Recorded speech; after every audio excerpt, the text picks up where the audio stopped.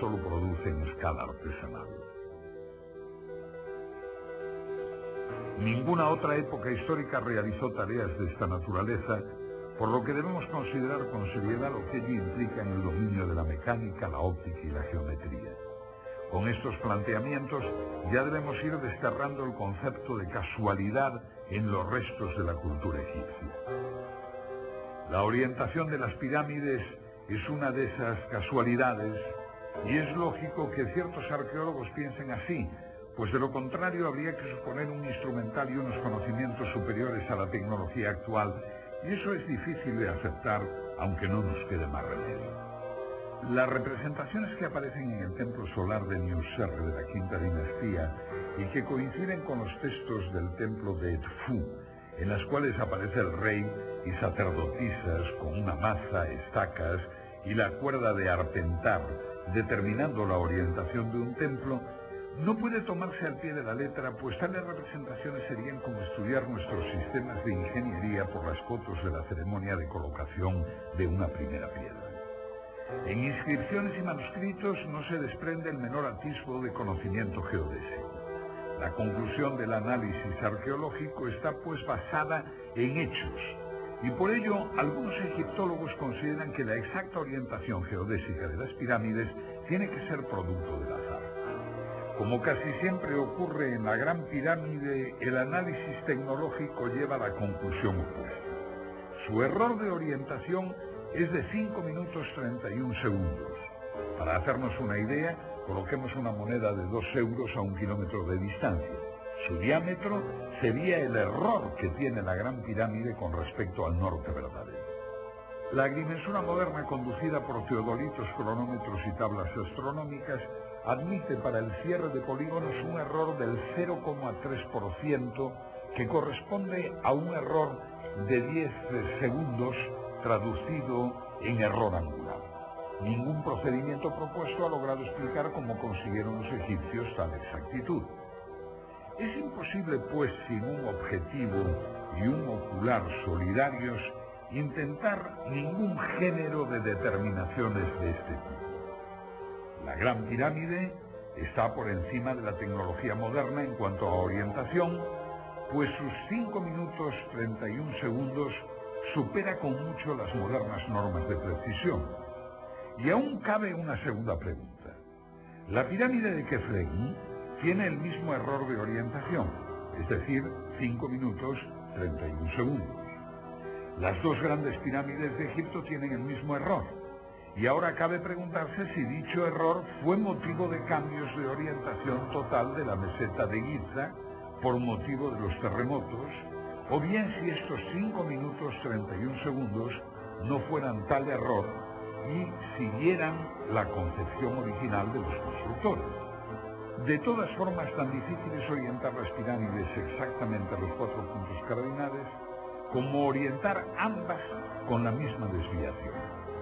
Por lo que debemos considerar la posibilidad de que los antiguos egipcios tuvieran el equipamiento necesario para edificar una base de 53.000 metros cuadrados con una orientación de 0 grados, 0 minutos, 0 segundos. Si juzgamos los conocimientos matemáticos de los egipcios por los pocos textos que han llegado hasta nosotros, su matemática fue bastante primitiva. Neugebauer puntualiza que lo máximo obtenido por la matemática egipcia de todos los tiempos fue el conocimiento de la tabla de multiplicar por 2. Pero si no poseemos testimonios para juzgar el máximo nivel alcanzado por la matemática abstracta egipcia, en cambio, sus obras en piedra nos permiten apreciar su capacidad de mensuración. La longitud de la pared norte de la Cámara del Rey es, según Petri, de 10 metros 47,97 y la del costado sur de 10 47,82. El error de medida es del orden de 1/10 de milímetro por metro, que coincide con las normas modernas para prismas ópticos. Si este error de medida se produce en esta cámara, vamos a ver qué ocurre con una superficie mayor, con la base de toda la pirámide. Este esquema representa la base de la Gran Pirámide, el valor de sus ángulos y las longitudes de los lados. Las medidas aquí consignadas corresponden a las de Borja y Cole.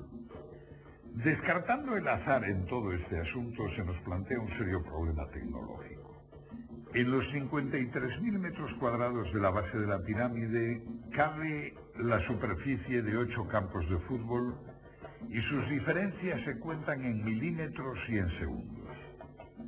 Las pocas representaciones que han quedado en relieves egipcios nos muestran nuevamente métodos arcaicos y poco efectivos de precisión. Cuerdas de palma, observación visual. El único metal de que disponían era el cobre, pero en tal distancia de 230 metros, las diferencias diurnas de más de 20 grados entre las 10 de la mañana y las 2 de la tarde representa una dilatación del cable de más de 80 centímetros. El error de medida de 3 milímetros representa un control de la temperatura de 0,2 grados, cosa impensable para cualquier topógrafo que necesita las cintas de Inmar, una aleación de hierro y níquel de bajo coeficiente de dilatación térmica, para conseguir casi lo mismo que los egipcios. Termómetros, conocimiento de la física de los metales, equipos ópticos, y tan solo lo que se ha encontrado en las excavaciones son cuerdas de palma, que es lo mismo que tener la evidencia de que los egipcios podían viajar a 200 kilómetros por hora y tan solo encontrar en papiros y relieves la inconfundible estampa de un famélico camello. Pues si la medición de las distancias supera todos los condicionantes, la goniometría no se queda a la saga.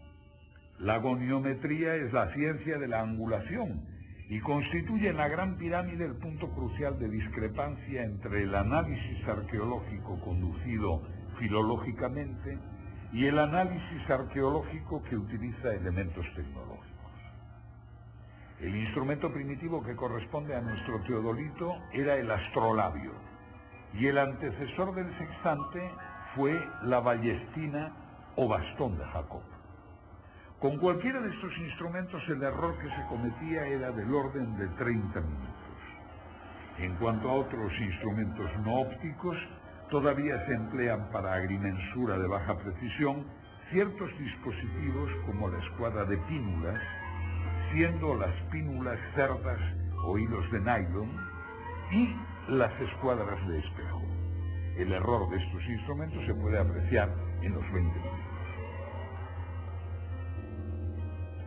Cuando pasamos a estudiar la goniometría egipcia, nos encontramos con la sorpresa de que aquellos tecnólogos medían ángulos con la precisión de un segundo de arco. Esto debe considerarse como sobrenatural, pues trasciende ampliamente la capacidad del ojo humano, que es como aseguran que fue orientada la pirámide.